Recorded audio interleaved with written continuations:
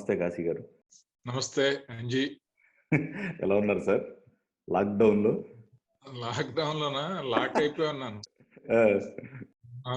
లాక్‌డౌన్‌లో ఇంట్లో ఉండటం అనేది లాకప్‌లో ఉన్నాం అనుకోవటం కంటే కూడా లాకర్‌లో సేఫ్‌గా ఉన్నాం అనుకోవటం బెటర్. అదేలెండి. ఇప్పుడు బయట సిట్యుయేషన్ అంతా దారుణంగా ఉంది కాబట్టి అవును. అవును. అవును. సో, ఓవరాల్‌గా మీ జర్నీ 39 ఇయర్స్ ఇప్పటికి. అవును. సినీ ప్రస్థానం. అసిస్టెంట్ డైరెక్టర్‌గా, అసోసియేట్‌గా, కో డైరెక్టర్‌గా, తర్వాత డైరెక్టర్‌గా, ఆర్టిస్ట్‌గా. యాక్టర్. సో, ఎలా ఉంది? ఎక్స్‌పీరియన్స్ ఎలా ఉంది?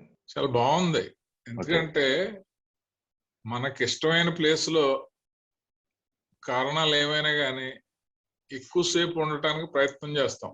హ్మ్. కారణాలు క్రియేట్ చేసుకునైనా ఉంటాం కదా!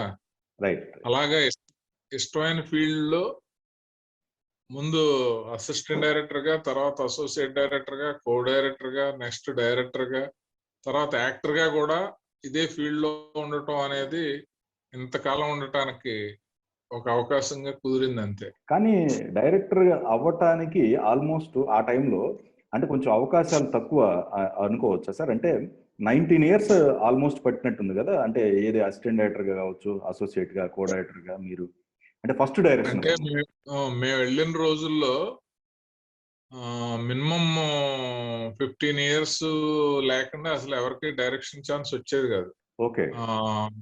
అప్పుడు సోషల్ మీడియాలు లేవు, ఇలా షార్ట్ ఫిల్మ్స్ లేవు, ఈ రకరకాల ప్లాట్ఫామ్స్ లేవు. ఇప్పుడు ఎవరన్నా ఒక మంచి షార్ట్ ఫిల్మ్ ఇన్నోవేటివ్ గా తీసి పెడితే అది చూసి లైక్ చేసి అతనికి ఛాన్స్ ఇచ్చే సందర్భాలు కూడా వచ్చేసినాయి. అప్పుడు ఏంటంటే ఉన్న హీరోలు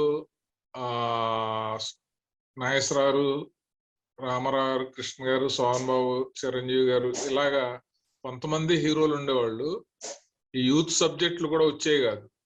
వాళ్ళ ఇమేజ్ కి తగ్గ కథలు వాళ్ళని డైరెక్ట్ చేయాలి అంటే బాగా సీనియర్స్ ఆల్రెడీ ఉన్నవాళ్లే చేయటం జరిగేది. సో అలా చాలా తక్కువ మందికి దర్శకత్వం అవకాశం వచ్చేది. ప్రొడ్యూసర్స్ కూడా స్టాండర్డ్ బ్యానర్స్ ఉండేవి, వాళ్ళకి స్టాండర్డ్ డైరెక్టర్స్ ఉండేవాళ్ళు. అంటే ఒకటి రికమెండ్ చేయటం లాంటిది జరిగేదా అండి? అంటే ఈ ఎక్స్‌పీరియన్స్ లో ఎవరి దగ్గర అయితే పని చేస్తారో ఆ డైరెక్టర్స్ రికమెండ్ చేసే వరకు వీళ్ళకి అవకాశం ఉండేది కాదా అనుకోవచ్చా? అంటే ఏ డైరెక్టర్ కూడా ఎవరిని రికమెండ్ చేసేలా ఉండేది కాదు. ఎందుకంటే మనం బాగా పని చేస్తున్నాం ఇంకో ఆ డైరెక్టర్ తన దగ్గరే ఉంచుకుందాం అనుకుంటాడు కదా. ఇంకోటి ఏంటంటే రికమెండేషన్స్ వల్ల డైరెక్షన్స్ రావు. ఒక వ్యక్తి పైన హీరోకో ప్రొడ్యూసర్ కో నమ్మకం ఉండి ఇతనికి అవకాశం ఇస్తే డెఫినెట్ గా బాగా చేస్తాడు, మనకి మంచి హిట్ సినిమా ఇస్తాడు అనే ఒక నమ్మకం ఉంటే అప్పుడు ఛాన్స్ ఇస్తారు. కానీ మీరు అంటే ఒక 30 సినిమాలు డైరెక్షన్ డిపార్ట్మెంట్ లో చేశారు, ఒక 2 సినిమాలు డైరెక్షన్ చేశారు, ఒక 180 సినిమాలు ఆర్టిస్ట్ గా చేశారు. సో ఏది మీకు సంతృప్తినిచ్చింది ఈ మూడిట్లో? దర్శకత్వం నా కష్టం, నటన నా అదృష్టం. దాంట్లో ఉండే సంతృప్తి దాంట్లో ఉంది, దీంట్లో ఉండే సాటిస్ఫాక్షన్ దీంట్లో ఉంది. ఎలా అంటే మీకు ఈ అవకాశం అంటే ఇండస్ట్రీకి రావాలనే ఆలోచన కానీ ఇక్కడ ఇండస్ట్రీలో ఎవరైనా ఉన్నారండి? అంటే యాక్చువల్గా ఏంటంటే చిన్నతనం నుంచి కొంచెం సినిమాలు బాగా చూడడం, సినిమాల కోసం చాలా ఎఫర్ట్ చేసి చిన్న మదర్ కూడా వెళ్ళటం, లేకపోతే ఫ్రెండ్స్ తోటి వెళ్ళటం, డబ్బులు ఏదో రకంగా సంపాదించుకుని వెళ్ళటం, ఇలాగా ఒక ఇంట్రెస్ట్ ఉండేది. అప్పుడు సినిమా తప్ప అసలు వేరే ఎంటర్టైన్మెంట్ ఉండేది కాదు కదా ఎవరికైనా. అదే లోకం, వేరే మీడియానే లేదు. ఇప్పుడు వేరే ఏం లేక సినిమా ఉండేది. చిన్న చిన్న ఐడియాలు వస్తుంటే పేపర్ మీద రాసుకుంటూ ఉంటే అది అప్పుడు మా మదర్ ఉండేది. ఇంక వేరే ఎవరికి చూపిస్తాం, సిగ్గు కదా. మదర్కి చూపిస్తే చాలా బాగున్నాయి అనేది. బాగా ఎంకరేజ్ చేస్తుందని చెప్పి మనం రాయటం. అదే టైంలో కొంచెం రెబల్ గా ఉండేవాడిని నేను ఊళ్ళో. మా ఊరు పంచాయతీ పెద్దల మీద కోపంతో పాట కూడా రాశాను అప్పుడు. ఆ పాట అందరికి చూపిస్తే వాళ్ళందరికి బాగా నచ్చి నువ్వు అసలు సినిమా ఫీల్డ్కి వెళ్తే బాగుంటుందని వాళ్ళని. ఆ పాట ఏంటంటే పల్లెటూరి పంచాయతీ పెద్దలు పదవి పెత్తనంతో ఎక్కారు పైగద్దెలు, బుద్ధి లేని ఎద్దులు చదువురాని మొద్దులు, అవినీతికి వీళ్ళు గానుగెద్దులు, అక్రమానికి వీళ్ళు గంగిరెద్దులు. ఓకే, అప్పుడు ఏ స్టాండర్డ్ సార్ మీరు? అప్పుడా 10th అనుకుంటా, 9th 10th. ఓకే, ఆ టైంలోనే మీకు ఈ సాహిత్యం పరంగా ఒక గ్రిప్ ఉంది సాహిత్యం పైన. ఆ తర్వాత లక్కీగా 1980 అనుకుంటా, ఇప్పుడు మన రంజిత్ మూవీస్ దామోదర్ ప్రసాద్ ఉన్నాడు కదా, అవును, వాళ్ళ నాన్నగారు రంజిత్ గారని, కానూరు రంజిత్ కుమార్ ఆయన పేరు. వాళ్ళ బ్యానర్ మీద తొలికోడు కూసిందని ఒక సినిమా తీశారు మా ఏరియాలో. ఏదో 2 రోజులు షూటింగ్ గాని వచ్చారు. మా లొకేషన్ చాలా బాగుంటాయి. ఆయన అలాగా ఒక 20 రోజులు ఉండిపోయాడు అక్కడ. అప్పుడు అది జీవాకి తొలి సినిమా. అది మా ఊర్లోనే ఉండి పెడతాను. మాధవి, జీవ, బాలచంద్ర గారు తెల్లారులు వేస్తే రాజమండ్రి నుంచి వచ్చేవారు. నేను షూటింగ్ ఎగ్గొట్టి డైరెక్ట్ గా షూటింగ్, అదే మా కాలేజీ ఎగ్గొట్టి షూటింగ్కి వెళ్ళిపోయాడు. అప్పుడు నేను ఇంటర్ చదువుతా ఉన్నాను. కాలేజ్ ఎగ్గొట్టి షూటింగ్కి వెళ్ళి అబ్జర్వ్ చేస్తూ ఉండేవాడిని. అక్కడ దానికి ఇప్పుడు ఆదిత్య అని ఒక డైరెక్టర్ ఉన్నాడు, ఆయన కో డైరెక్టర్ అన్నమాట. ఆయన డైలాగులు అవి చెప్పటం, ఆర్టిస్టుల దగ్గర క్లోజ్ గా ఉండటం, వాళ్ళు ఇతను భుజం మీద వేసి మాట్లాడడం. సో ఈ డైరెక్షన్ డిపార్ట్మెంట్ బాగుంది, బాలచంద్ర గారు డిపార్ట్మెంట్ చాలా రాయల్ గా ఉంది, దీంట్లో జాయిన్ అయితే బాగుంటుంది సినిమా ఫీల్డ్ లో. అంటే విలేజ్ లో ఎలా ఉంటుందంటే అబ్బాయి గారు, దొరగారు ఇలా అనిపించుకునే వాతావరణం ఉంటుంది. 10-15 ఎకరాల పొలం ఉందంటే. ఓకే, నేను ఒక్కనే కొడుకుని, మా ఫాదర్ నన్ను చాలా బాగా ఇదిగా చూసేవాడు. పొలంలో కూలోళ్ళు గట్ట బాగా ఇదిగా చదువుకున్నానని బాగా రెస్పెక్టివ్ గా ఉండేవాళ్ళు. సో మనం అక్కడికి వెళ్తే కొంచెం రెస్పెక్టివ్ జాబ్ లోనే జాయిన్ అవ్వాలి అని ఉండేది. ప్యారలల్ గా సినిమా ఫీల్డ్ కాకపోతే ఒక సబ్ ఇన్స్పెక్టర్, పోలీస్ డిపార్ట్మెంట్కి వెళ్ళాలని ఉండేది. సో ఆ టైంలో ఈయన రావటం, బాలచంద్ర గారిని చూసి నాకు ఆ డిపార్ట్మెంట్ లో జాయిన్ అవ్వాలని అనిపించడం. అట్ ది సేమ్ టైం ఏంటంటే ఊళ్ళో వాళ్ళందరూ ఒక్కడే కొడుకు, సినిమా ఫీల్డ్కి వెళ్తే సర్వం అన్ని అలవాట్లు అయిపోతాయని చెప్పి భయపెడతా ఉండేవారు. నేనేంటంటే ప్యారలల్ గా మన దగ్గర డిగ్రీ ఉంటే బాగుంటుందని చెప్పి సైలెంట్ గా ఉండి బీకామ్ కంప్లీట్ చేశాక అప్పుడు ఇంట్లో నా మనసులో మాట చెప్పాను. వాళ్ళు మా మామయ్య వాళ్ళు అంటే, ఇప్పుడు మా మామయ్య అంటే ఇప్పుడు శ్రీవాస్ ఉన్నాడు కదా డైరెక్టర్, వాళ్ళ ఫాదర్, వాళ్ళు అప్పుడు థియేటర్ కట్టారు. నాకు సినిమాల ఇంట్రెస్ట్ తోటి ఆ థియేటర్ దగ్గరికి వెళ్ళటం, వాళ్ళతో సినిమాల గురించి మాట్లాడడం, మేమంతా సినిమాల గురించి చర్చించుకునేవాళ్ళం. సో అప్పుడు ఇలా వెళ్ళాలి అని అంటే దాంట్లో పార్ట్నర్ రత్నాజీ అని మా కజిన్ అన్నమాట. ఆయనకి రంజిత్ గారు బాగా క్లోజ్. సో మెడ్రాస్ వెళ్దామని నన్ను తీసుకెళ్ళటంతో ఆయన చాలా కష్టపడాలి సినిమా ఫీల్డ్, ఎందుకు శుభ్రంగా ఏదైనా ఉద్యోగం చేసుకోవచ్చు కదా అన్నాడు. లేదండి కష్టపడతాను, ఇక్కడే ఉంటాను అది ఇదంటే సరే అని చెప్పి ఆయన అప్పుడు లంకి బిందెలు సినిమా తీస్తున్నాడు, కృష్ణ గారు, విజయనిర్మల డైరెక్షన్. ఇప్పుడు విజయనిర్మల గారి దగ్గర అసిస్టెంట్ డైరెక్టర్ గా పెట్టాడు అన్నమాట. అక్కడి నుంచి మేము బాలచంద్ర గారిని కలవటానికి వెళ్ళాం. వెళ్తే నీకు తమిళ్ రాదు కదా, తెలుగు సినిమా ఒకటి చెయ్యి, చేసిన తర్వాత నీకు తమిళ్ వచ్చాక నా దగ్గరికి వద్దిగాని అన్నాడు ఆయన. అప్పుడు అలా విజయనిర్మల గారి దగ్గర లంకి బిందెలకి జాయిన్ అయ్యాను. ఫస్ట్ ఫిలిం అది. మీరు ఫస్ట్ డైరెక్షన్ డిపార్ట్మెంట్ లోకి జాయిన్ అయిన బిగినింగ్ లో మీకు ఈ నమస్కారం పెట్టడం కానీ కొంచెం అంటే పెరిగిన వాతావరణం కొంచెం ఇబ్బంది పడేవాళ్ళు మీరు? మా ఊర్లో నాకు చేయెత్తి నమస్కారం పెట్టడానికి 5 సంవత్సరాలు పట్టింది. ఓకే, పైన అసోసియేట్ల వాళ్ళుని నన్ను ఒక రకంగా కోపంగాను సిరాగ్గాను చూస్తూ ఉండేవాళ్ళు. కారణం ఏంటో తెలిసేది కాదు. తర్వాత తెలిసింది. రాగానే గుడ్ మార్నింగ్ అనలేదు, చేయెత్తి నమస్కారం అని అనలేదు అని చెప్పి వాళ్ళు అలా ఫీల్ అవుతున్నారు. ఎక్కడో చేయి లేసేది కాదు.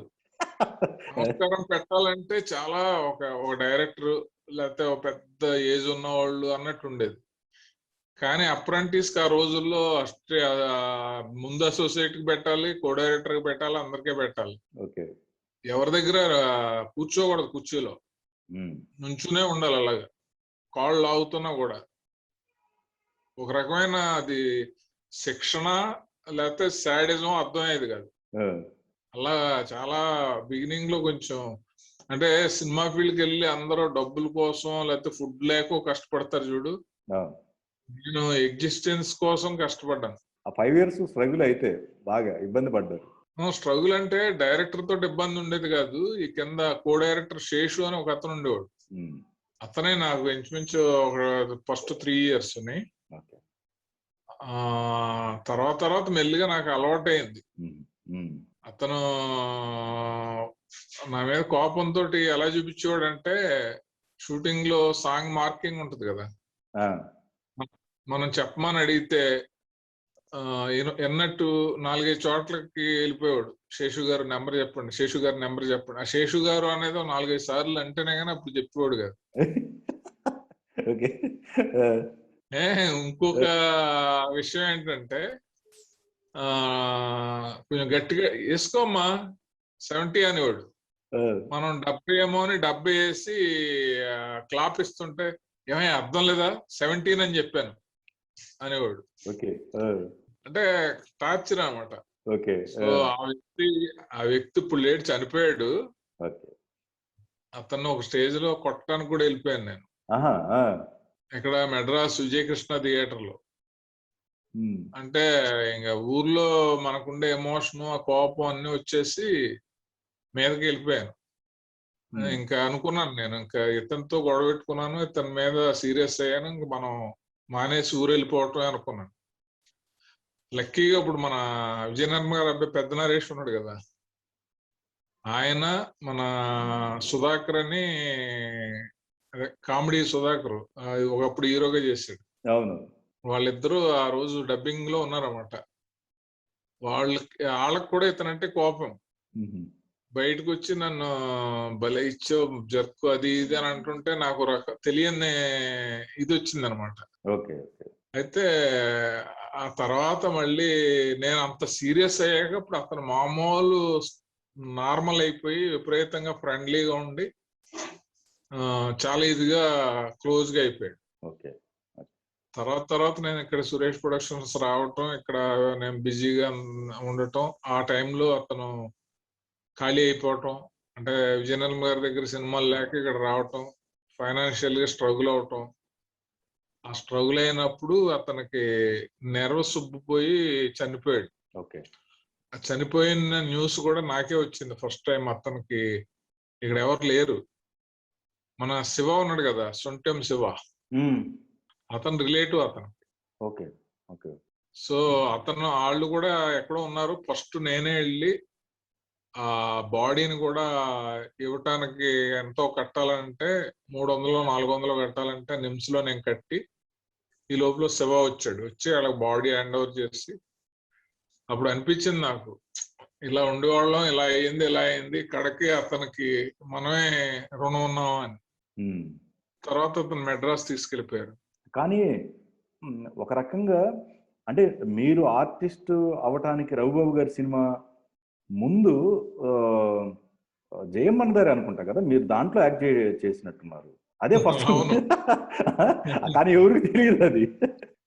అది ఎలా అంటే, జయమందర ముందు వరకు నేను సురేష్ ప్రొడక్షన్స్ లో కో డైరెక్టర్ గా చేశాను. కలిసి ఉన్నారా సినిమా నా last co director movie.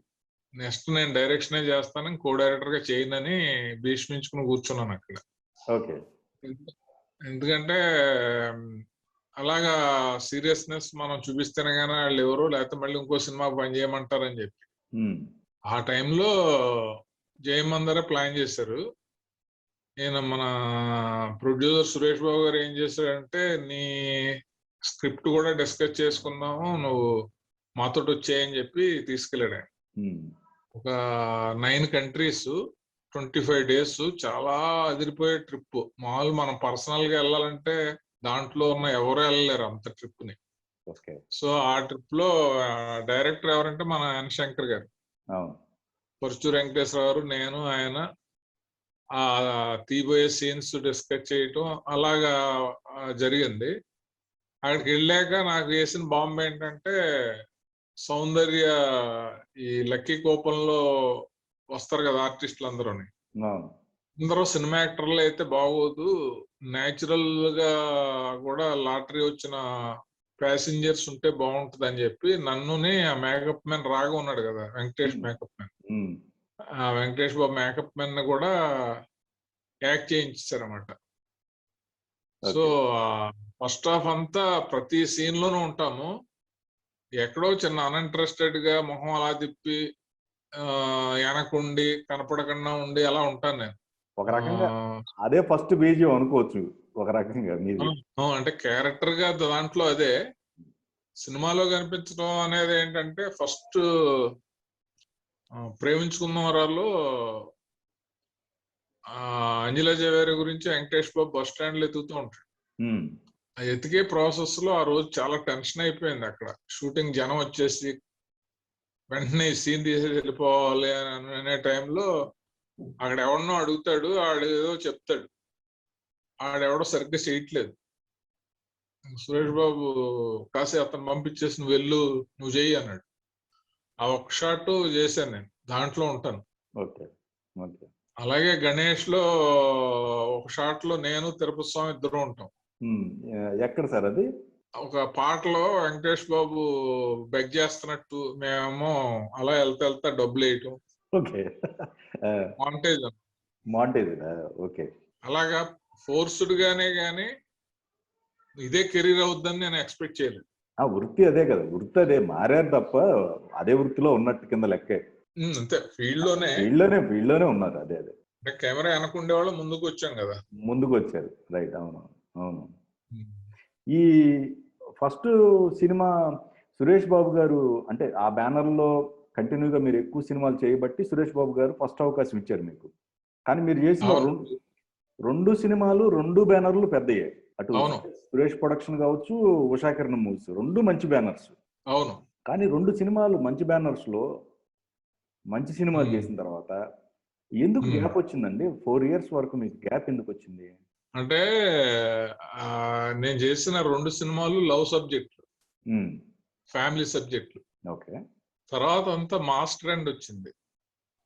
So mass trend వచ్చింది కదా అని వెంకటేష్ బాబుకి ఒక మంచి సాయి అని ఒక మంచి మాస్ కథ రెడీ చేసుకుని పరుచూరు బ్రదర్స్ అంతా డిస్కస్ చేసుకుని అన్ని చేసుకునే టైంలో ఏదో రీమేక్ వచ్చిందని మళ్ళీ తర్వాత చేద్దామని తోసేశారు. ఓకే. అంటే నెక్స్ట్ చేద్దామని. అలా ఇంకొక కొన్ని రోజులు సిట్టింగ్ అయ్యి అంతా అవుతుందనేటప్పటికి మన వినాయక్ ప్రాజెక్ట్ లక్ష్మి అని వచ్చిందని దాని తర్వాత చేద్దామని అలా డిలే అయింది. ఓకే.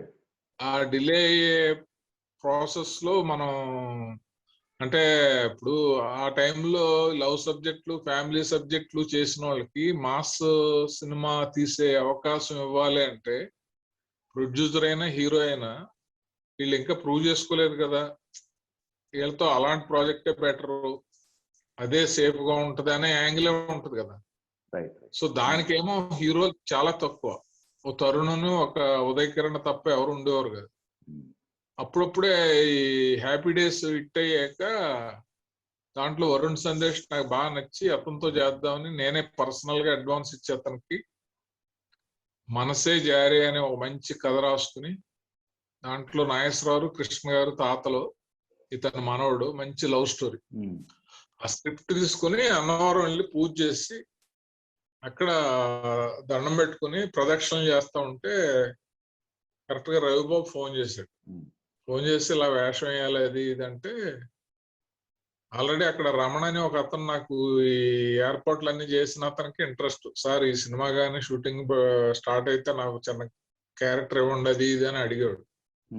అలాగే అని అనేవాడిని, ఏమైనా నీకు వేషం ఇద్దాం అనుకుంటే రవిబాబు ఏంటి నన్ను వేషం ఏమంటున్నాడు అని చెప్పి అన్నాను. అసలు పక్కన నాతో పాటు ప్రదర్శన చేస్తుంటే, సార్ ఎట్టి పరిస్థితుల్లో కాదనకండి సార్, మేము ఇలా కనిపించడానికి తపన పడిపోతున్నాము, మీకేమో కోరి గుళ్ళో ఉండగా అవకాశం వచ్చింది, ఎట్ పరిస్థితులు ఓకే అనండి సార్, అనండి సార్ అని అన్నాడు.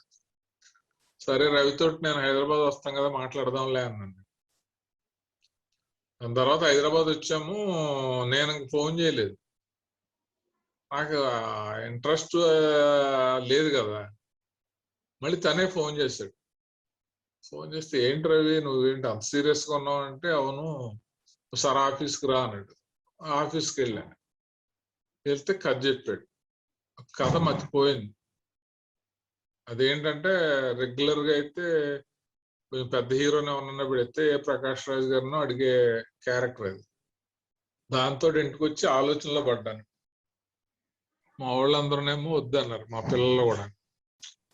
మా వాళ్ళు ఏంటంటే ఇటు డైరెక్షన్ కాకుండా అటు దీనికి కాకుండా అయిపోతాం ఎందుకు దాని మీద ఉన్నారు కదా. సో సరే నో చెప్తానులే అని చెప్పేసి నో చెప్పకుండా అలాగే డిలే చేస్తాం. ఈ లోపల ఫ్యామిలీతో సరదాగా గోవా వెళ్దాం అని మొత్తం అందరం కార్ వేసుకుని గోవా వెళ్ళి 10 రోజులు ఉండి వచ్చేసాం. మా వాళ్ళందరూ నో చెప్పేసానని అనుకున్నారు. ఎస్ చెప్పలేదు, నో చెప్పలేదు. అదే మేము గోవా నుంచి వచ్చాము. ఇంటికి వచ్చేటప్పటికి కాలింగ్ బెల్ మోగింది. ఇలా తలుపు తీయగానే నేను కాస్ట్యూమ్ సూరండి, రవిబాబు గారు మీ మెజర్మెంట్స్ తీసుకురమ్మన్నారు అని. అప్పుడు ఇంట్లో వాళ్ళు ఇంక ఈయన సిద్ధపడిపోయినట్టున్నాడు అనుకున్నారు. నేను కూడా తెలియకుండానే మెజర్మెంట్స్ ఇచ్చాను. ఫస్ట్ 2 days షూటింగ్ అన్నారు. 2 days, 4 days, 8 days, 12 days, 23 days చేశాను. సో ఆ సినిమా నేను చాలా వరకు చెప్పుకోలేదు. ఇది ఉంటుందో ఉండదో, ఎడిటింగ్లో తీసేస్తారో ఏంటో మనం చేస్తున్నాం అన్నట్టు ఎవరికి చెప్పలే. ఆ టైంలో నన్ను ఎంకరేజ్ చేసింది మన సురేష్ బాబు గారు, కూచిపూడి వెంకట్. ఓకే. వాళ్ళు చెయ్యి తప్పకుండా బాగుంటుంది అది ఇది అని. సో వాళ్ళకే తెలుసు నేను చేస్తున్నాను. తర్వాత మెల్లిగా మా వాళ్ళందరికీ తెలుసు, మా వాసు వాళ్ళందరికీ. జరుగుతుండగా నేను ఇది ఎంతవరకు జరుగుతుందో నమ్మకం ఉండేది కదా. ఒకసారి రామోజీ ఫిలిం సిటీలో దాంట్లో ఒక అద్భుతమైన సీన్ ఉంటది, ఏడిపించే సీన్, అంటే కొడుకును కన్సోల్ చేసే సీన్. అది చాలా మంచి సీన్. నేను అసలు ప్రిపేర్ అవ్వలేదు. అది ప్లాన్ చేసాడు రవి. ఏంటి రవి అంటే, లేదు బాగుంటుంది నువ్వు చేస్తావు, చెయ్యేది అని అంటుంటే అన్ని ఏర్పాట్లు చేసేస్తున్నారు. నేను ఇంకా ఒక రోజు టైం ఉంటే ఈ సీన్ చాలా బాగా చేయొచ్చు అని అనుకుంటున్నాను. అప్పటికే 5 అయింది. ఒకటే షాట్ తీసేద్దాం అని అంటున్నాడు. ఈ రోజు కాకుండా ఇంకో రోజు అయితే బాగుండు అని చెప్పి నేను దేవుడికి మనసులో మొక్కేసుకుంటున్నాను. అదేంటంటే ఒక వరుస ట్యూబ్ లైట్ల మించి అలా కెమెరా వెళ్తా ఉంటే ఒక చోట కొడుకు నేను బెంచ్ మీద కూర్చుంటాం, కొడుకు మీద చేసి నేను చెప్పే సీన్ అన్నమాట. ఆ మదర్ వాల్యూ గురించి నేను తెలుసుకోలేకపోయాను. తెలుసుకునేటప్పటికి అమ్మ అనారోగ్యం పాలు అయిపోయింది అని చెప్పే సీన్. అది మరి ఏ దేవుడు మన అమ్మరాలకించాడో టప 3 ట్యూబ్ లైట్లు పేలిపోయాయి. ఆ ట్యూబ్ లైట్లు మళ్ళీ సిటీ నుంచి రావాలంటే 7 అవుద్ది అన్నారు. ప్యాకప్, రేపు మార్నింగ్ ఫస్ట్ షాట్ ఇదే అన్నాడు. వెంటనే థ్యాంక్స్ అని చెప్పి, రవి నేను మళ్ళీ సిటీకి వెళ్ళను అని అక్కడే రూమ్ వేయమని చెప్పి ఆ హోటల్లో నైట్ అంతా ఆ సీన్ ఎలా చేస్తే బెటర్ అని 4 రకాలుగా 5 రకాలుగా అనుకుని, ఇలాంటి సీన్లు కలిసి ఉన్న వాళ్ళు వెంకటేష్ బాబు చేసేటప్పుడు ఎలా ప్రాక్టీస్ చేసేవాడు, ఆయన నాతోటి ఎలాగా రిహార్సల్ చేసేవాడు, అలాగా అద్దంలోనే చూసి నేను చేసుకుని మన్నాడు సిద్ధమై వెళ్ళాను. వెళ్ళాక రెడీ అన్నారు, స్టార్ట్ అయింది, యాక్షన్ అని చెప్పాడు. ఇంక ఇన్వాల్వ్ అయిపోయి చేశాను. ఒకటే షాటు. ఎప్పుడు ఓకే నెక్స్ట్ అనే రవి కాసి ఇంక నీకు తిరుగులేదు, అదిరిపోయింది అని ఇలాగా కొంచెం ఈ టైప్ లో మాట్లాడి వెళ్ళిపోయాడు. నేను కళ్ళమ్మట నీళ్లు తుడుచుకుని ఇలాగ వచ్చి చూసేటప్పటికి ఎగ్జిక్యూటివ్ ప్రొడ్యూసర్ మానిటర్ దగ్గర ఏడుస్తున్నాడు. అందరూ వచ్చి షేక్ హ్యాండ్లు ఇస్తారు, అదరగొట్టేసావు.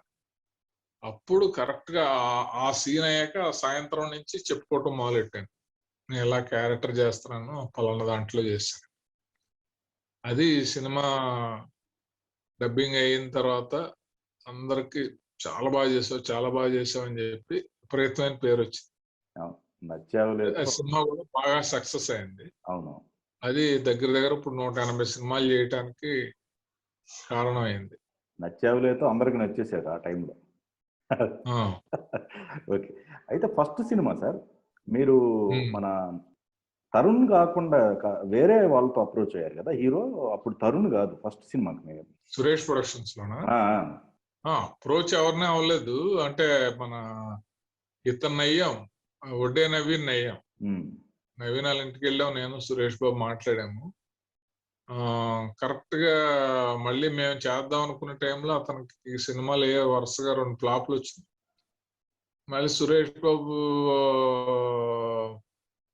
మరి ఆ కథ మారిపోయింది కదా, వేరే కథ కదా, ఇది మహేష్ తో చేద్దామా అని చెప్పి, ఈ నువ్వు లేకలేని సబ్జెక్టు మహేష్ తో చేద్దామా అని అడిగాడు. నేను మహేష్ బాబు అంటే చాలా టైం పట్టేస్తే, చాలా మంది క్యూలో ఉంటారు కదా, ఇప్పటికే లేట్ అయిపోయింది నాకు తరుణ్ చాలండి, నువ్వే కావాలి, పెద్ద హిట్ అయ్యింది, అతనైతే ఈ క్యారెక్టర్ టెండర్ గా ఉంటాడు అని చెప్పంటే అప్పుడు రోజారమణి గారిని పిలిపించి వెంటనే అడ్వాన్స్ ఇచ్చేసి తరుణ్ బుక్ చేసి, హీరోయిన్ కోసం మెడ్రాస్ వెళ్ళి మంజులా కూతురు శ్రీదేవి ఉంది కదా, ఆ అమ్మాయి అనుకున్న అమ్మాయికి వెళ్ళి కథ చెప్పాం. ఆ తర్వాత నువ్వు నాకు నచ్చావు సక్సెస్ అయింది, దాంట్లో ఆర్తి అగర్వాల్ వీళ్ళ చేతిలోనే ఉంది. ఇంకా సక్సెస్ఫుల్ హీరోయిన్ అయితే బాగుంటుందని చెప్పి ఆయన సురేష్ బాబు ఆర్తి అగర్వాల్ ఫిక్స్ చేస్తే అప్పుడు వాళ్ళిద్దరితోటి నువ్వు లేను స్టార్ట్ అయింది అనమాట. కానీ నెక్స్ట్ సినిమాకి మీకు పెద్ద హీరో పడలేదా సార్? ఎందుకంటే ఈ ఉషాకిరణ్ మూవీస్ బ్యానర్ ఒకటి ఉంది మీ చేతిలో, మంచి బ్యానరు. సో మంచి సక్సెస్ కొట్టారు ఫస్ట్ ఫిల్మే. అంటే ఉషాకిరణ్ బ్యానర్ నా దగ్గరికి ఎలా వచ్చిందంటే, హరికృష్ణ గారు అబ్బాయిని ఇంట్రడ్యూస్ చేయాలని హీరోని తీసుకుని వచ్చారు వాళ్ళు.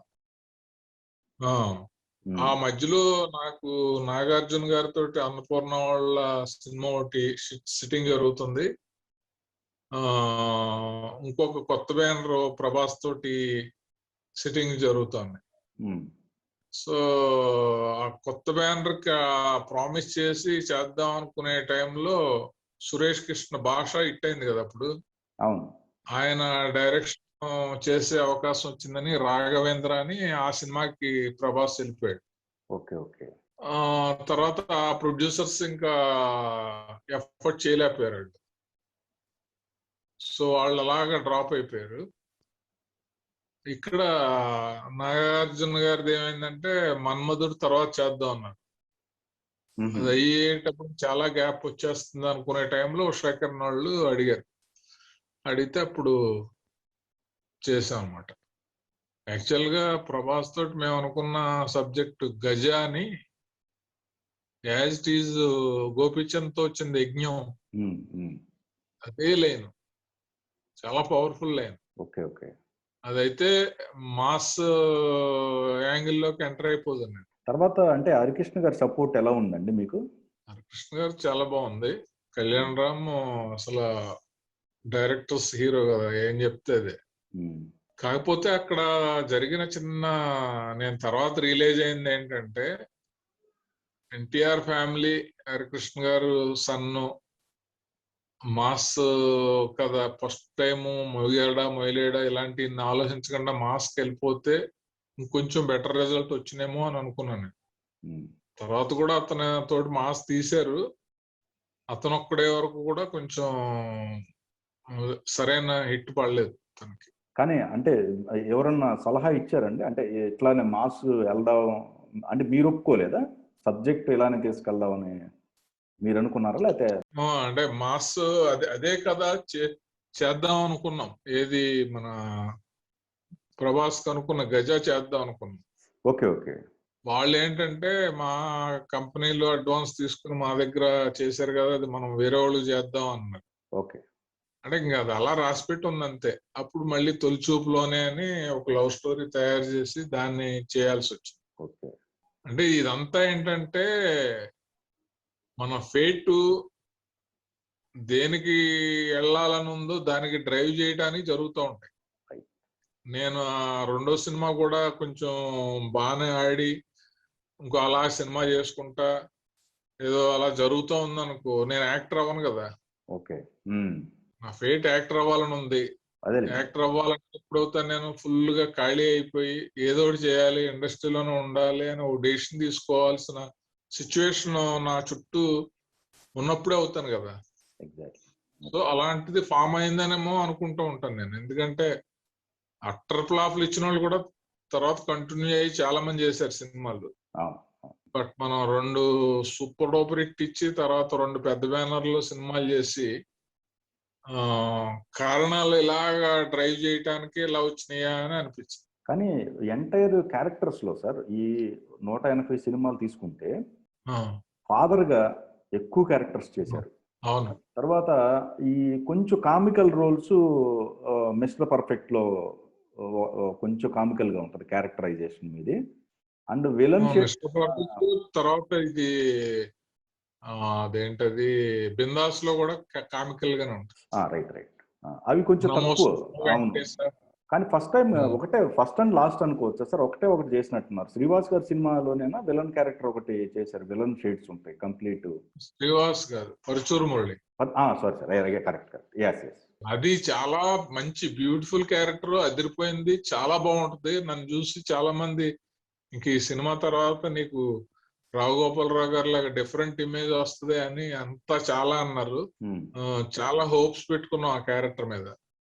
కానీ ఆ సినిమా ఫ్లాప్ అవడం తోటి మొత్తం పోయింది, మొత్తం హోప్ అంతా. కానీ మీ క్యారెక్టరైజేషన్ ప్రకారం మీది బాగుంది. అది ఆ క్యారెక్టర్ బాగుంది. చాలా మంది చాలా బాగుంది అన్నారు. ఎప్పుడైనా సరే ఇక్కడ ఎంత బాగున్నా ఆ సినిమా హిట్ అవ్వాలి. ఇలాంటిది ఇంకో క్యారెక్టర్ మీరు చేశారు సార్. ఎక్కడంటే మన ఇతను రామ్ సినిమాలో ఎండ్ వరకు మీది క్యారెక్టర్ దాంట్లో చేశాను. తర్వాత వరుణ్ సందేశ్ సినిమాలో మర్డర్లు చేస్తా ఉంటాను, దాంట్లో ఒకటి చేశాను. అవి హిట్ కాల. హిట్ అయితే ఖచ్చితంగా మీరు అన్నట్టు ఆ క్యారెక్టర్స్ అన్ని మంచి క్యారెక్టర్స్ అవన్నీ. అవును. కానీ మీకు అనిపిస్తుంది సార్ ఇంకేమన్నా అంటే ఈ కంప్లీట్ ఒకే కైండ్ ఆఫ్ క్యారెక్టర్సే వస్తున్నాయి, ఇంకేదన్నా డిఫరెంట్ క్యారెక్టర్స్ చేయలేదని? నాకు అన్నీ ఇప్పుడు చాలా వరకు రొటీన్ క్యారెక్టర్స్ కొన్ని స్మూత్ గా రిజెక్ట్ చేసినవి ఉన్నాయి. ఇప్పుడు రాక్షసుడు ఉంది, అది డిఫరెంట్ క్యారెక్టర్ కదా. మిర్చి ఉంది, అది డిఫరెంట్ ఫాదర్ క్యారెక్టర్. దాని ఏమంటారు, మా డిక్టేటర్ ఉంది, దాంట్లో అది వేరే క్యారెక్టర్. అలాగా ఇప్పుడు అన్ని కొన్ని క్యారెక్టర్స్ కూడా వస్తున్నాయి. ఆ సినిమాలు పెద్ద హిట్ అయితే ఆటోమేటిక్ గా ఎలివేట్ అవుతాయి. రాక్షసుల్లో అసలు నేను నా ఎపిసోడ్ కి క్లాప్స్ థియేటర్ లో ఇప్పుడు కూడా టీవీ స్క్రీన్ లో చూస్తూ ఉంటే నా ఎపిసోడ్ లో క్లాప్స్ కొట్టకుండా ఎవరు ఉండరు. అలాంటి మంచి పేరు వచ్చింది దాంట్లో. ఫస్ట్ మీరు రవి గారితో ఫస్ట్ సినిమా చేసేటప్పుడు మీకు కెమెరా పేరు కానీ ఇది కానీ ఏమనిపించలేదా? అంటే ఫస్ట్ లొకేషన్కి వెళ్ళాను నేను. మేకప్ వేసి రెడీ చేయండి అన్నారు, మేకప్ వేసాడు, అంతా ప్యాంట్ షర్ట్ వేసుకుని వెళ్ళాను. వెళ్ళిన తర్వాత ఫస్ట్ షాట్ ఎలా చేస్తానో ఏమవుతుందో అనే టెన్షన్ తోటి వెళ్ళాను నేను. ఎందుకంటే ఒక యాక్టర్ గా ప్రొఫెషనల్ గా ఎంటర్ అవుతున్నాం. సో వెళ్ళిన తర్వాత తను రవి చాలా ఉన్న సీక్వెన్స్ చెప్తాడు, అంతే, ఎక్కువ చెప్పడు. ఆ షాట్ సంబంధించిన వరకు చెప్తాడు.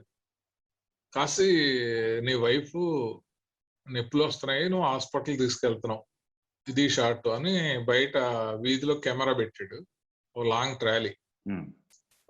నేను లోపల నుంచి తీసుకొచ్చి కార్ ఎక్కించి తీసుకెళ్ళాలి, అది షాట్. దానికి ఎలా చేయాలి, ఏం చేయాలి అని చెప్పి నేను ఫస్ట్ ఏదైతే ఫిక్స్ అయ్యానో అది నాకు చాలా హెల్ప్ అయింది. అదే నా పాలిట వరం అయింది. ఏంటి అంటే, నేను బేసిక్గా యాక్టర్ని కాదు, ప్రొఫెషనల్ యాక్టర్ని కాదు. అతిగా లేకపోతే ఎక్కువగా చేయటం అలాంటి అవన్నీ రావు మనకి. న్యాచురల్గా చేద్దాం, ఫీల్ అయ్యి చేద్దాం. మన ఇంట్లో మన వైఫ్కి ఇలాంటి సిచ్యువేషన్ వస్తే మనం ఎలా బిహేవ్ చేద్దాం, అలా బిహేవ్ చేద్దాం అని చెప్పి ఆ షార్ట్ చేశాను. ఎంటైర్ యూనిట్ క్లాప్స్ కొట్టారు. First Okay. టేకే ఓకే. ఓకే. అక్కడే ఫుల్ కాన్ఫిడెన్స్ వచ్చింది. ఇంకా అక్కడి నుంచి చాలా షాట్లలో నవ్వటాలు, భలే చేసేవంటాలు ఇలాంటివి చాలా జరిగింది. నాకు కాన్ఫిడెన్స్ వచ్చింది మాత్రం ఒక 15వ రోజున 16వ రోజున ఆ ఏడుపు సీన్ చేశాక వచ్చింది నాకు కాన్ఫిడెన్స్. సో ఈ దీంట్లో మనం డిలీట్ చేయరు, మనమే ఉంటాం. ఈ సీను ఎగ్జిక్యూటివ్ ప్రొడ్యూసరు కళ్ళం నీళ్ళు వచ్చినాయి, చూసేవాళ్ళందరూ కళ్ళు చూసుకుంటున్నారు. రవిబాబు అంత పెద్ద కాంప్లిమెంట్ ఇచ్చాడు, ఎట్టి పరిస్థితుల్లో మనం ఉంటామని చెప్పి ఫిక్స్ అయిపోయి అప్పుడు నాకు కాన్ఫిడెన్స్ వచ్చింది. దాని తర్వాత ఏ క్యారెక్టర్ అయినా అర్థం చేసుకుని చేయటం, Right. నాలో ఉన్న రైటర్ నా క్యారెక్టర్ కి సంబంధించి స్క్రిప్ట్ ఎడిట్ చేసుకోవటం లేకపోతే కరెక్ట్ చేసుకోవటం with the permission of director. Okay. Okay. Character కొంచెం చూసుకోండి సార్, చూడండి అది ఇది అంటే. అలాగా నాకు డైరెక్టర్ గాని రైటర్ గాని నా యాక్టింగ్ కెరీర్ లో చాలా ఉపయోగపడుతుంది. కానీ అసిస్టెంట్ డైరెక్టర్గా, అసోసియేట్గా, కోడైరెక్టర్గా చేసినప్పుడు ఎవ్రీడే ఒక రెస్పాన్సిబిలిటీ జాబు, ఎక్కడో కట్ట తప్పులు అనేవి జరుగుతూ ఉంటాయి. అంటే కాస్ట్యూమ్ కంటిన్యూటీ దగ్గర నుంచి సెట్ ప్రాపర్టీలోనో లేకపోతే ఇంకోటో ఎవ్రీడే ఒక టెన్షన్ జాబ్ అది. ఆ షూటింగ్ అయిపోయే వరకు, షెడ్యూల్ అయిపోయే వరకు, అంటే అవును. ఆల్మోస్ట్ పోస్ట్ ప్రొడక్షన్ లో కూడా టెన్షనే. అయితే రిలీజ్ అయ్యే వరకు మీ ఎంటైర్ కెరీర్ లో ఆ 18 సంవత్సరాల పీరియడ్ ఆఫ్ టైంలో ఎలాంటి తప్పులు ఒకవేళ మీ మీ సైడ్ నుంచి ఎలాంటి తప్పులు జరిగాయి, ఏ సినిమాకి జరిగాయి? అంటే తప్పులు అనేవి చాలా జరుగుతాయి. అందులో మన మిస్టేక్స్ కొన్ని ఉంటే మనకు సంబంధం లేకుండా కొన్ని ఉంటాయి. ఓకే. చాదస్తపు మొగుడు సినిమాకి నేను సత్యానంద్ గారు రైటర్. నేను వెళ్ళి ముహూర్తం షాట్ డైలాగు రాయించుకుని సీన్ అంతా రాయించుకుని వచ్చాను. వస్తే నన్ను పికప్ చేసుకోవటానికి కార్ వచ్చింది. ఆ ఫైల్ తీసుకెళ్లి డైరెక్షన్ బాక్స్ లో పెట్టి అది డిక్కీలో పెట్టారు. నేను ఫ్రంట్ లో కూర్చున్నాను, వెనక అసిస్టెంట్ డైరెక్టర్లు కూర్చున్నారు. ఏవిఎం లో షూటింగ్, సుమన్ గారి మీద ఫస్ట్ షాట్. అయితే కారు ఏవిఎం వెళ్ళిపోయింది. వెళ్ళిపోయాక మేము దిగాం, టిఫిన్ చేద్దాం అని చెప్పి టిఫిన్ దగ్గరికి వెళ్ళాం. ఈ లోపు ఈ కారు ఇంకో ఆర్టిస్ట్ కోసం బయటికి పోయింది. సీన్ పేపర్ లేదు. సుమన్ గారు రెడీ అయ్యి వచ్చాడు, ముహూర్తం షాట్ తీయాలని అంటున్నారు. క్లాప్ రెడీ అయిపోయింది. ఆ డైలాగ్ ఏది అంటున్నాడు శరత్ గారు. ఏం చేయాలో తెలియదు, అందరూ టెన్షన్, ఎవరి మట్టుకాళ్ళు అసిస్టెంట్లు పక్కకెళ్ళి పారిపోయారు. నేను ఒక్కడనే ఉన్నాను, నేనే రాయించాను కాబట్టి నన్నే అడుగుతారు కదా. ఇంకా అక్కడ ఏం చేయాలో తెలియని పరిస్థితుల్లో నాకు ఒక ఐడియా వచ్చి వెంటనే ప్యాడ్ని పెన్ను పట్టరమ్మని చెప్పి నాకు గుర్తున్నది రాసేసాను. రాసేసి కొంత సత్యానంద్ గారు చెప్పింది కొంత యాడ్ చేసి రాసేసాను. రాసాక తీసుకెళ్లి సుమన్ బట్టి మొత్తం షాట్ ఓకే అయిపోయింది, క్లాప్స్ కొట్టేశారు, అంతా టిఫిన్ చేసి ఇంటికి వెళ్ళిపోయాను. అది ఇప్పటివరకు ఎవరికి, సత్యానంద్ గారికి కానీ శరత్ గారు కానీ ఎవరికి తెలియదు. రీజన్ ఏంటంటే నాకు అప్పుడు ఎందుకు వచ్చిందంటే ఆ టైంలో ఏ సినిమా ముహూర్తం షాట్ సినిమాలో ఉండదు, ఊరినే ఆ రోజు తీస్తారు అంతే. ఓహో, ఓకే. సో అది ఏ డైలాగ్ అయితే ఏముంది, అర్థమైందా? అవునవును. అలా మేనేజ్ చేస్తాం. Okay, okay. ఒక పెద్ద సీక్వెన్స్ ఉంది రాజధాని రౌడీకి, అది నా కాశీ మజిలీ కథలో కూడా రాశాను నేను. అదేంటంటే ఇక్కడ హైదరాబాద్ నిమ్స్ లో షూటింగ్ చేస్తున్నాం. అక్కినే నాగేశ్వరరావు, రమేష్ హీరో, కృష్ణ గారు పెద్ద అబ్బాయి, నాగేశ్వరరావు వైఫ్ ఏమో బి సరోజాదేవి. ఆవిడెక్కడో షాపింగ్కి వెళ్తే కళ్ళు తిరిగి పడిపోద్ది. అది చూస్తాడు హీరో రమేష్. చూసి హాస్పిటల్లో జాయిన్ చేస్తాడు. ఆ జాయిన్ చేసే ప్రాసెస్ లో ట్రాఫిక్ రూల్స్ అన్ని బ్రేక్ చేసుకుని చాలా ఫాస్ట్ గా వెళ్ళి జాయిన్ చేస్తాడు. బట్ ఈ కానిస్టేబుల్స్, ట్రాఫిక్ పోలీసులు అందరూ వెళ్ళి అతను అరెస్ట్ చేసి తీసుకెళ్తారు. తర్వాత నాగేశ్వరరావుకి, ఆయన ఎస్పీ కదా, వాళ్ళ వైఫ్ హాస్పిటల్లో ఉందని తెలిసి అక్కడికి వస్తాడు. వచ్చినప్పుడు అందులో డాక్టర్ చెప్తాడు, సార్ ఏంటి సార్ మీ ఆవిడ్ని రక్షించి ఇక్కడ తీసుకొచ్చాడు అబ్బాయి, ట్రాఫిక్ రూల్స్ అన్ని ఓవర్టేక్ చేశాడని అతను అరెస్ట్ చేశారు, మీరు ఎలాగైనా అతను ఇడిపించండి పాపం, అతనే లేకపోతే మీ ఆవిడ బతికేది కాదని చెప్తాడు. అది డైలాగ్. సో ఆ రోజు నిమ్స్ లో ప్లాన్ చేస్తాం, అక్కడ షూటింగ్ 40,000. ఆ రోజు మార్నింగ్ నాగేశ్వరరావు నా దగ్గరికి రమ్మని చెప్పంటే వెళ్ళాను. నాగేశ్వరరావు గారికి వెళ్ళగానే ఆయన అన్నారు, 5ంటికి గవర్నర్ మీటింగ్ ఉంది, నేను వెళ్ళాలి అన్న. సరే సార్ వెళ్ళిపోదురు కానీ అన్న. షూటింగ్ చేస్తాం. ఆర్డర్లో ఫాస్ట్ గానే అయిపోయింది. మధ్యాహ్నం లంచ్ తర్వాత లాస్ట్ షాట్ వచ్చింది 3ంటికి. ఆ డాక్టర్ ఎవరినో తీసుకొచ్చారు, ఇక్కడ ఒరిజినల్ డాక్టర్ గంగారావు అని, ఆయన వల్లే రూమ్ ఇచ్చారు అది ఇది అని చెప్పి మేనేజర్లు ఎక్కేస్తే సరే డ్రెస్ వేయండి అని చెప్పారు. అతను ఆ ఎక్స్పీరియన్స్ ఉంది, ఈ ఎక్స్పీరియన్స్ ఉందని చెప్పి స్పాట్ లోకి వచ్చేసాడు. అప్పుడు 4 అయిపోయాయి. 4 అయిపోయాక ఇంకా షార్ట్ తీసేస్తే 5ంటికి పంపించేయచ్చాను మా ఉద్దేశం. ఇతను తినేస్తున్నాడు. ఫస్ట్ డైలాగ్ ఇలా స్టార్ట్ చేసేటప్పటికి చెమటలెట్టేసి ఒళ్ళంతా తడిసిపోయి చెప్పలేకపోతున్నాడు. 4:30 అయిపోయింది, 4:30 అయిపోయింది, 4:40 అయిపోయింది. నాగేశ్వరరావు టైం చూసుకుంటున్నారు. ఇతను డైలాగ్ చెప్పట్లేదు.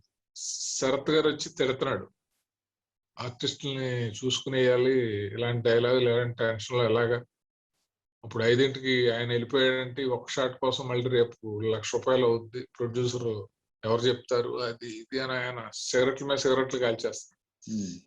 ఏం చేయలేని పరిస్థితి. అటు తిరిగి ఈడు తిరిగి చాలా టెన్షన్ గా చూస్తా ఉంటే నాగేశ్వర పక్కన కూర్చొని అబ్జర్వ్ చేస్తున్నాడు.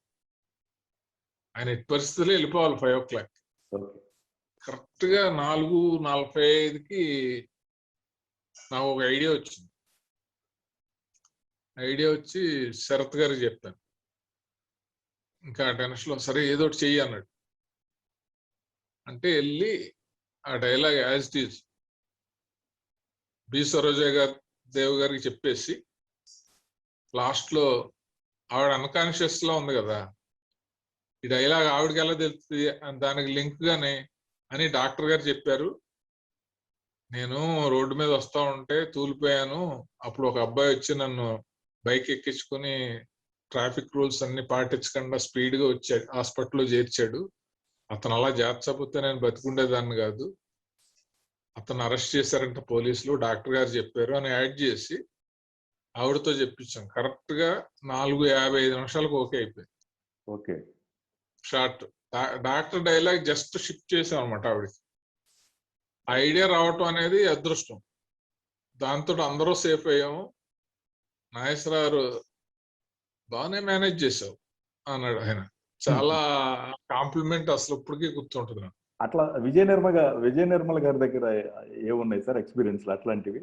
విజయ నిర్మల గారి దగ్గర ఏమున్నాయంటే, క్లాప్ అసిస్టెంట్ డైరెక్టర్ అంటే క్లాప్ కదా, క్లాప్ బోర్డు పెద్ద బాక్స్ లో పెట్టి సెట్టోడు తాళం వేసుకుని ఆడు నెక్స్ట్ షిఫ్టింగ్ లొకేషన్కి వెళ్ళిపోయాడు. క్లాప్ కొట్టాలంటే లేదు, తాళం వేస్తుంది. అందరూ ఎత్తుకున్నారు. ఎవరు ఎత్తుకున్నా నన్నే అడుగుతారు కదా, రెడీ క్లాప్ క్లాప్ అంటుంది ఆవిడ. ఎవరు కనపట్లేదు, నేను ఎక్కడో దూరంగా ఈ పెట్టి చుట్టూ తిరుగుతున్నాను. అక్కడ సత్యనారాయణ గారు అన్నమాట షాట్. సత్యనారాయణ గారు అన్నపూర్ణ వాళ్ళ మీద, ఇంకా పక్కన గడ్డపార ఉంది. ఇంకా గడ్డపార తీసుకుని దబా దబా దబా తాళం మీద 4 దెబ్బలు కొట్టి ఓపెన్ చేసి ఆ క్లాప్ పట్టుకెళ్ళి చాక్ తీసుకెళ్ళి పైన రాసేసి వెంటనే పరిగెట్టుకుని వెళ్ళి క్లాప్ ఇచ్చాను. అప్పుడు చాలా టెన్షన్ ఫీల్ అయ్యాను. మన జయంత్ పరాంజీ గారిది ఒకటి, తిరుపతి స్వామి గారు, ఇద్దరు కూడా ఒక అప్పట్లో మంచి డైరెక్టర్స్ గా.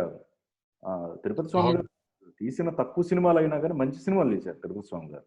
మీరు మంచి సినిమాలను, మంచి సోషల్ మెసేజ్ ఉండే సినిమాలే చేసేవాడు. అసలు మీరు చేసిన సినిమా కూడా గణేష్ సూపర్ సినిమా చేశారు. గణేష్, ఆజాద్ అవును. తమిళ్లో సినిమా చేశాడు విజయకాంత్ హీరోగా. మీరు గణేష్ ఒక్కటి చేశారు కదండి, ఆజాద్లో లేరు కదా మీరు? ఓన్లీ గణేష్. ఎందుకంటే సురేష్ బ్యానర్ కాబట్టి. అదేంటంటే యాక్చువల్ గా సురేష్ గెస్ట్ హౌస్ లో ఈ మన రమేష్ వర్మ సురేష్ వర్మ అని డైరెక్టర్ ఉన్నాడు కదా, మృగం అన్నీ తీసాడు. రైట్, అవును.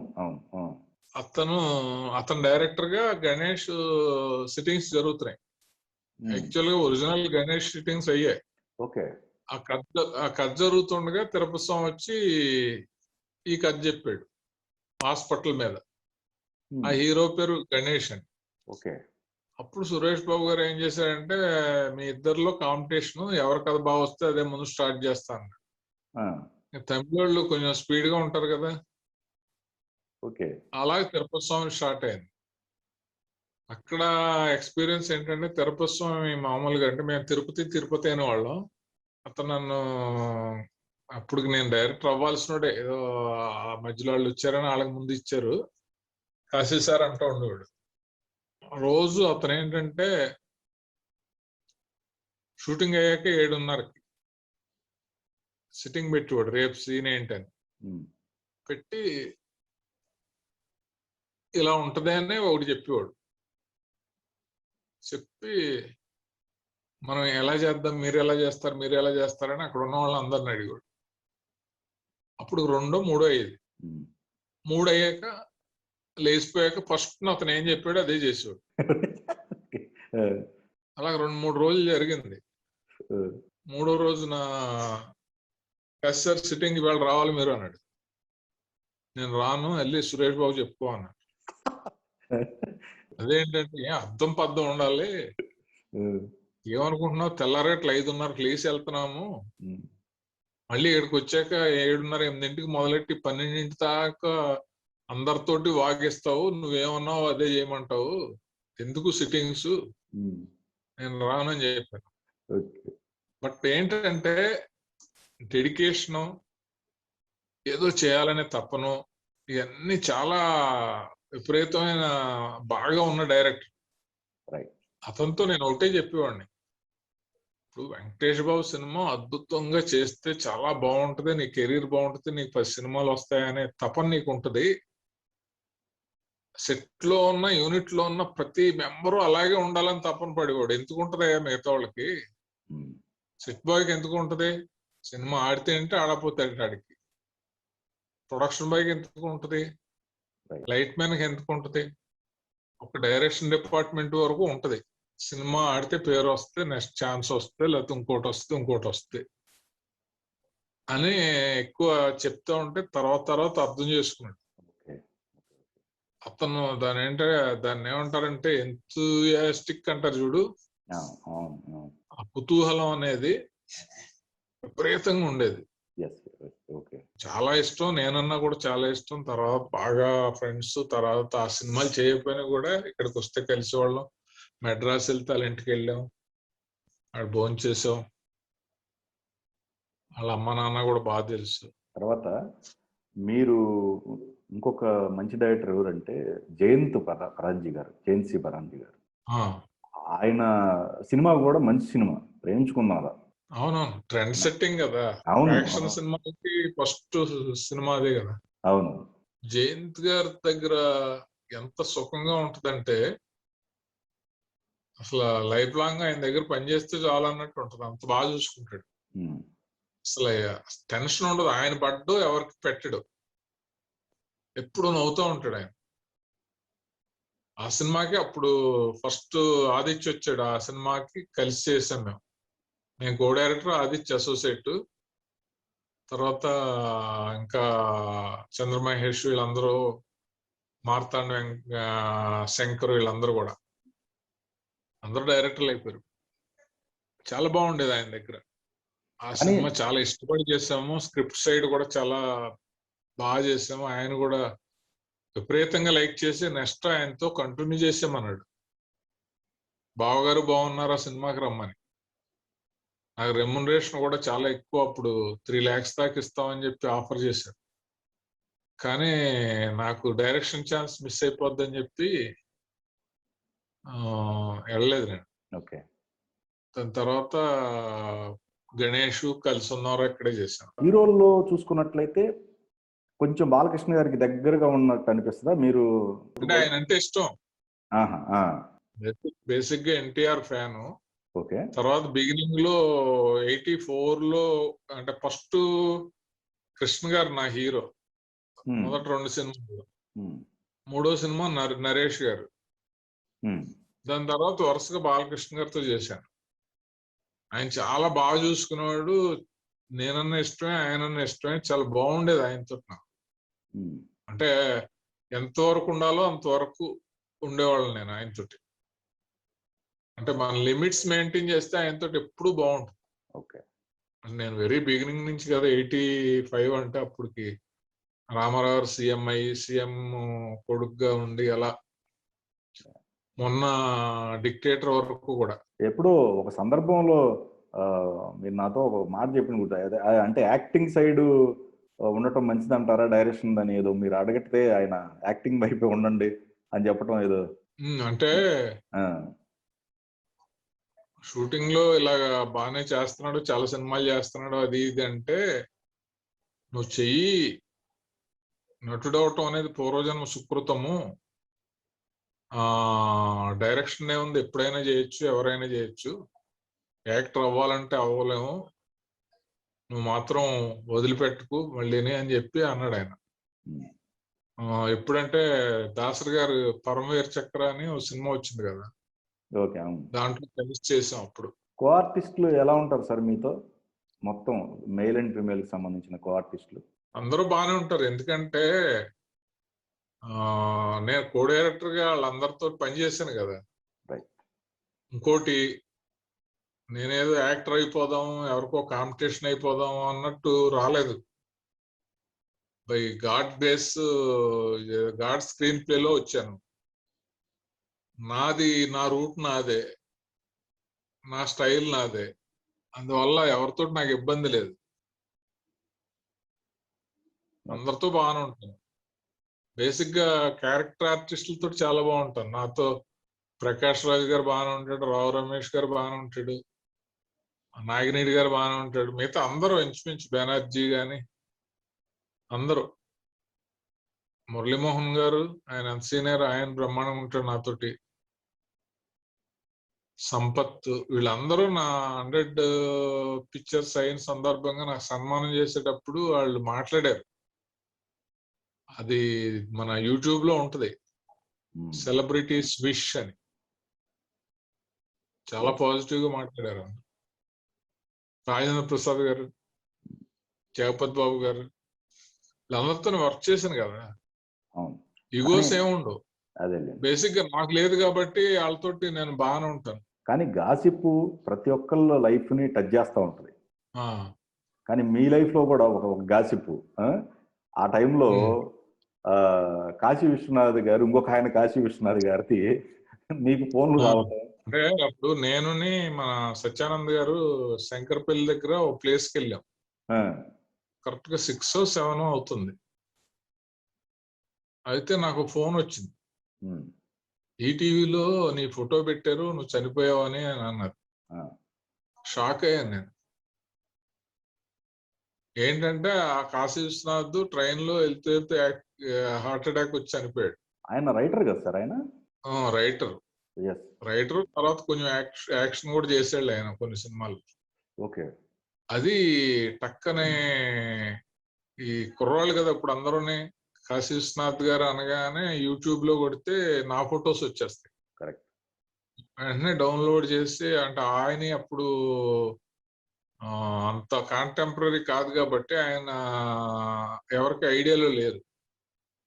అలా నాది పెట్టేశారని తెలిసింది. తెలిసాక ఇంకా షాక్ అయ్యి ఇప్పుడు ఎలాగ ఏంటి అని చెప్పేసి ఏముంది మొత్తం మన ప్రాణం అంటూ పోదు, కానీ దాని తర్వాత అన్ని జరిగిపోతాయి కదా. అవును, ఫోన్లో ముందు నేను అర్జెంట్ గా మా అమ్మకు ఫోన్ చేసి, అది రాంగ్ న్యూస్, మీరేం కంగారు పడకండి అని చెప్పి ఇటు హైదరాబాద్ లో ఉన్న మా ఆవిడికి ఫోన్ చేశాను. వాళ్ళిద్దరే కదా మేజర్ గా ఎఫెక్ట్ అయ్యి ఫీల్ అయ్యేది. Correct correct. అక్కడి నుంచి ఫోన్లు వస్తుంటే చెప్పి, అప్పుడు ఉషాకిరణంలో తెలిసిపోయింది ఈటీవీలో. వాళ్ళు షాక్ అయ్యి రెక్టిఫై చేసుకుని తర్వాత మొత్తం బాపినేడు గారి దగ్గర నుంచి అందరూ సారీ అని చెప్పి ఫోన్లు చేసి చెప్పారు. చెప్పిన తర్వాత సర్లేండి ఏదో మిస్టేక్ జరుగుతుందని నేను లైట్ గా తీసుకున్నాను. చాలా మంది అసలు కేసు వేసేయండి, డిమాండ్ చేయండి, అది ఇది రామోజీరావు గారి మీద అని అన్నాడు. నేను ఒకటే చెప్పాను, ఈటీవీ మీద కానీ రామోజీరావు గారి మీద కానీ ఎటువంటి ఇది నాకు లేదు, ఉండదు. ఎవరెంత రెచ్చగొట్టినా నేను అలాంటివి చేయను. ఎందుకంటే ఇండస్ట్రీలో నాకు నటుడిగా లైఫ్ ఇచ్చింది ఆయనే, డైరెక్టర్ గా సెకండ్ ఫిల్మ్ ఇచ్చింది ఆయనే. వాళ్ళు ఎవరు కావాలని నా ఫోటో వేయరు కదా, బై మిస్టేక్ జరిగింది. అది కూడా ఇప్పుడున్న యంగ్ జనరేషన్ టపక్కున వేస్తారు. వాళ్ళు క్లారిఫై ఇస్తారంటే వాళ్ళు పాపం క్లారిఫై చేసి అన్ని చేశారు. ఆ మొన్నాడు నేను న్యాచురల్ గా షూటింగ్కి వెళ్ళాను. వెళ్తే నాకు ఫోన్ వచ్చింది. అప్పుడు నేను చూసేసుకున్నాను, నా ఫోటోలు రిప్ ఫోటోలు అన్ని చూసుకున్నాను. వచ్చేసినాయి, ఫోటో వేసి వచ్చినాయి. సో ఈ అమ్మాయి ఎవరికి ఉండదేమో ఇలాంటి పరిస్థితి అనుకున్నాను నేను. అయిన తర్వాత నేను ఏ నచ్చావులే లొకేషన్ అయితే ఉందో అక్కడికి వెళ్ళి షూటింగ్ అని వెళ్ళాను. కార్ దిగాను, ఫోన్ వచ్చింది. హలో అన్నాను నేను. సార్ ఇది కాశీ విశ్వనాథ్ గారి నెంబరేనా అండి అంటే, అవునండి. అంటే చాలా మంచి వ్యక్తి అండి పాపం, ఆయన క్రిమేషన్ ఎక్కడండి, మేము బయలుదేరి వద్దాం అనుకుంటున్నాము, ఏ ప్లేస్ అని అడుగుతున్నాను నన్నే. అంత ముందు రోజు వచ్చింది న్యూస్. అదేలేండి. ఇంకా నేను చెప్పాను, ఫాల్స్ న్యూస్ అండి, నేనే మాట్లాడుతున్నాను అంటే, అయ్యో అలాగా అండి, అది ఎలా వచ్చిందండి, అది ఇదని అంటే, అదంతా అయిపోయిందిలేండి, మీరు ఎక్కువ ఆవేశపడకండి, నేను షూటింగ్ లో ఉన్నాను అని చెప్పేసి అలాగా ఒక 2 రోజులు ఆ గొడవ జరిపోయింది. కానీ ఇంట్లో వాళ్ళు చాలా కంగారు పడి ఉంటారు నిజంగా. అది ఏంటంటే బయటదే ఓకే, అది లేకపోతే చాలా హార్ట్ ఫెయిల్యూర్లు కూడా జరుగుతాయి కదా. ఎగ్జాక్ట్లీ సార్, చాలా అవునవును, నిజం. అవును, కోల్పోతారు. అవునవును అవును. మీరు అనుకోని క్యారెక్టర్ చేసిన తర్వాత మళ్ళీ రీప్లేస్ చేయడం జరిగింది సార్? ఏ సినిమాకి సంబంధించి జరిగింది? అస్సలు జరగలేదు ఇప్పుడు వరకు. అంటే జనరల్ గా క్యారెక్టర్స్ ఒక అడ్వాన్స్ ఇచ్చో లేకపోతే రీప్లేస్ కాదు, మామూలుగా మొన్నే ఏదన్నా పావలాకి 10 పైసలకి చేయమన్నారు అనుకో, పక్కన ఇలా తీసుకుంటున్నాం కదా, అలా చేస్తే మళ్ళీ వాళ్ళందరూ అడుగుతారు, అది బాగోదు అని మనం స్మూత్ గా అవాయిడ్ చేస్తాం అనుకో. ఆ సినిమా వేరే వాళ్ళని పెట్టుకోవడం జరిగింది, కానీ మన పెట్టేసి మన ప్లేస్ లో వేరే వాళ్ళని పెట్టేసి లేకపోతే మన పెట్టి తీసేసి అలాగే ఇంతవరకు జరగలేదు.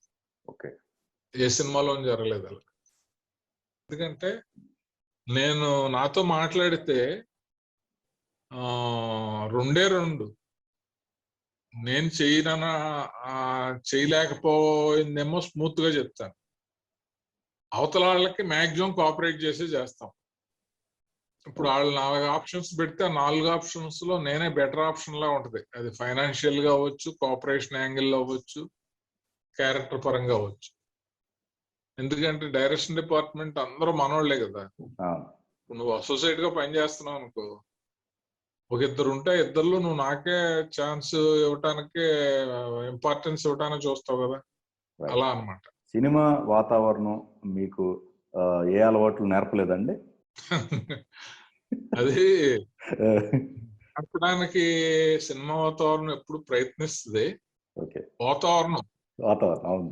ఫస్ట్ లో మా మదర్ కళ్ళం నీళ్ళు పెట్టుకుంది, నువ్వు వెళ్తున్నావు, అందరూ ఇలా అంటున్నారు, ఒక్కడే కొడుకు, ఏ అలవాటు లేదు, అక్కడికి వెళ్ళాక అన్ని అయిపోతాయి అంటున్నారంటే నేను మా మదర్ తోటి చెప్పాను, ఏం సాధించకపోయినా, ఏం సంపాదించకపోయినా ఇప్పుడు ఎలా వెళ్తున్నానో అలా వస్తానని మాట ఇచ్చాను. ఆ మాట ఈ నిమిషం వరకు నిలబెట్టుకున్నాను. నేను ఇంతవరకు కనీసం బీర్ డ్రాప్ కూడా టేస్ట్ చేయలేదు. సిగరెట్ కానీ మందు కానీ. సో మా మదర్కి ఇచ్చిన మాట ప్రకారం, అంటే ఫస్ట్ లో కొంచెం కష్టమయ్యేది, తర్వాత నేనే అందరికి అలవాటు చేసేటప్పటికి పార్టీలు గట్రా అటెండ్ అవుతాం కానీ జస్ట్ నాన్ వెజ్ స్నాక్స్ అలాంటివి తింటమే కానీ వాళ్ళతో గడుపుతూ ఉంటాం, బట్ మందు తీసుకొని. Marriage love marriage sir? Marriage love marriage ఏం కాదు, వాళ్ళే ఇంట్లో వాళ్ళు చూసిందే. తను మా ఊరు పక్కనే మా మిస్సెస్. కానీ ఇండస్ట్రీలో మ్యారేజ్ బిఫోర్ ఇండస్ట్రీలో ప్రేమలో ఏమి టచ్ కాలేదా సార్ మీకు? ప్రేమ వ్యవహారాలు ఓకే. అంతే, ఆ టైంలో స్ట్రగులే జరిపోయేది, లవ్లు గివ్లు ఏముండేవి కాదు. కాకపోతే ఏంటంటే నా బిహేవియర్ చూసి ఇండస్ట్రీలో ఒక 5-6 మ్యాచ్లు వచ్చినాయి. ఓ మేకప్ మెన్ డాటర్ అని, లేకపోతే ఒక కెమెరామెన్ మరదలని, చెల్సన్ రామారావు వాళ్ళ కజిన్ అని, ఇలాగా మ్యాచెస్ నాకు అప్పుడు వచ్చినాయి. పెద్ద ప్రొడ్యూసర్ కూతురు అని, అంటే ఆయన తర్వాత దెబ్బతిన్నాక ఇలాగా అనుకుంటున్నారు కాస్త చాలా బాగుంటది, మంచి కుర్రోడు, ఏ అలవాట్లు లేవు, డెఫినెట్ గా ఇతను ఫ్యూచర్ ఉంటది అనే యాంగిల్లో అనుకునేవాడు. నాకేమనిపించేది అంటే, ఎంతైనా సినిమా వాతావరణంలో హైఫైగా ఉంటారు కదా, మన ఏరియాలో కొంచెం మన సాంప్రదాయం, మా మదర్ ఫాదర్ వాళ్ళకి తెలిసిన అమ్మాయిని చేసుకోవాలని అలా ఉండేది. బట్ యాక్చువల్ గా అలాగే అయ్యింది. మా ఇంట్లో మా మిస్సెస్ గానీ మా పిల్లలు కానీ వాళ్ళకి షూటింగ్ వాతావరణం అసలు తెలియదు. వాళ్ళు ఇప్పుడు వరకు నా షూటింగ్ ఒక్కడు కూడా చూడలేదు. ఓకే, ఇద్దరు ఆడపిల్లలే కదా సార్? 2 అమ్మాయిలు. అసలు సినిమా వాతావరణం అనేది ఇంటి కాంపౌండ్ రాదంటే వాళ్ళకి ఇంట్రెస్ట్ లేదు, మనం తీసుకురాం. ఓకే, ఇప్పుడు ఎవరైనా వచ్చినా కూడా పెంట్ హౌస్ లో నా రూమ్ ఉంది, అక్కడికి వెళ్ళే స్టోరీ వింటాము. ఎవరైనా వస్తే కథ, క్యారెక్టర్లు అన్ని అక్కడే వింటాం. ఏదైనా స్టోరీ డిస్కషన్స్ కూడా అక్కడే చేస్తాం. వీళ్ళకి కూడా సినిమా వాతావరణంలో ఉన్న ఫ్రెండ్స్ ఎవరో తెలియదు. ఇక్కడ మా కజిన్స్ వాళ్ళు 15 మంది 20 మంది ఉంటారు. మా మిస్సెస్ వాళ్ళ సిస్టర్స్ ఇక్కడే ఉంటారు. వాళ్ళతోటే సరిపోద్ది వాళ్ళకి టైం. అంటే మెయిన్ బేసిక్ గా ఏంటంటే, సినిమా వాతావరణంలో అడ్జస్ట్ అవ్వాలన్నా, వాళ్ళతో కలవాలన్నా మెంటాలిటీ కోఆపరేట్ చేయాలి. అంటే దాన్ని హైఫైగా ఉండి అక్కడ వాళ్ళతో ఉండి అన్నట్టు ఉండాలి. కొంచెం సెన్సిటివ్ గా, మామూలు కొంచెం సాఫ్ట్ గా విలేజ్ నుంచి అలా వచ్చిన వాళ్ళు ఎంత చదువుకున్నా కూడా వాళ్ళ రేంజ్ లోనే ఉంటారు. మీరు పుట్టి పెరిగింది ఎక్కడ సార్? పుట్టి పెరిగిందంతా Purushottapatnam, east Godavari, Polavaram project opposite village. మీకు పోసాని కృష్ణమురళి గారికి మధ్య భేదాభిప్రాయాలు వచ్చాయి? అంటే జనరల్ గా ఏంటంటే, నాకు ఆత్మవిశ్వాసం ఉంటది కానీ అహంకారం ఉండదు. ఓకే.